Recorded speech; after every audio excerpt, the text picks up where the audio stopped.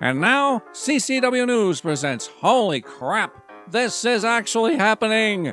Extra Classified Edition, January 15th, 2023. I'm Chuck U. Farley. The big news came early this week when Biden's lawyers admitted that 10 classified documents from his time as vice president, including sensitive files related to Brexit and his extortion deals in Ukraine, were found illegally stored in his personal office at a think tank in Washington. Normally, this would put the child trafficker-in-chief in hot water if only Democrats were ever prosecuted for extortion, treason, or murder.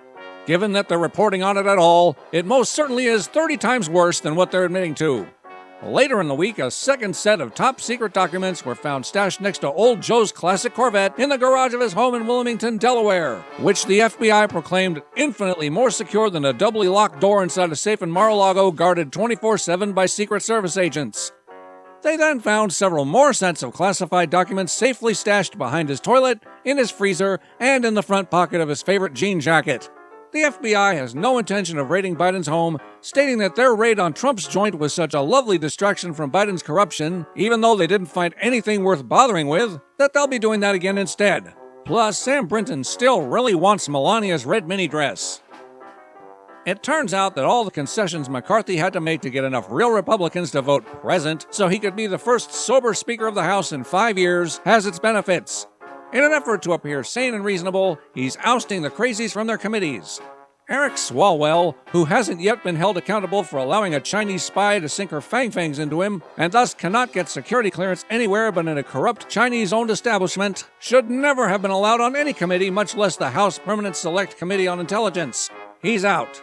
Lying, cheating, brother-marrying, ungrateful Somali princess and consummate anti-Semite Ilhan Omar was also removed from serving, ironically, on the Foreign Relations Committee. She's out. Finally, Adam Schiff, whose name has become a verb synonymous with lying, is also off the House Permanent Select Committee on Intelligence, which means he will most likely end up a political commentator for CNN, where his talents will be best put to use. Legacy media is now reporting that climate change causes heart attacks, because of course they are.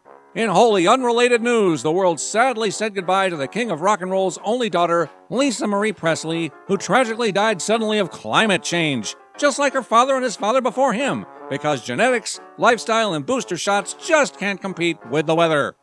After receiving excessive pushback for their plan to outlaw gas stoves, which was broadcast far and wide and even addressed in planning committees and press briefings, the White House is pretending that they never said anything close to the thing they said.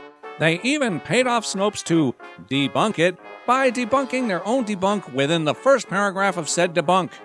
Only the current regime could manage to literally use gas appliances to gaslight the public. The FAA grounded all domestic flights in the U.S. after its Notice to Air Missions or NOTAM system failed.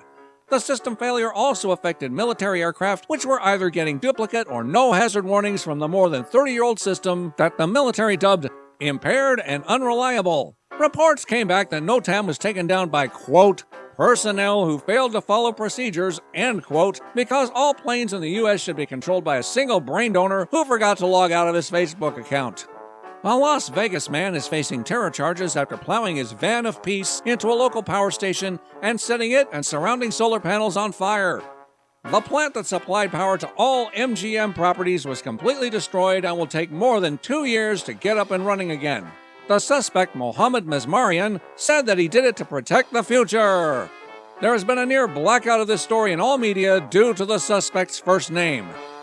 A San Francisco art gallery owner who finally got fed up with a drugged-out homeless woman squatting on his front stoop was unfortunately caught on video spraying her with a garden hose in an effort to get her to move along.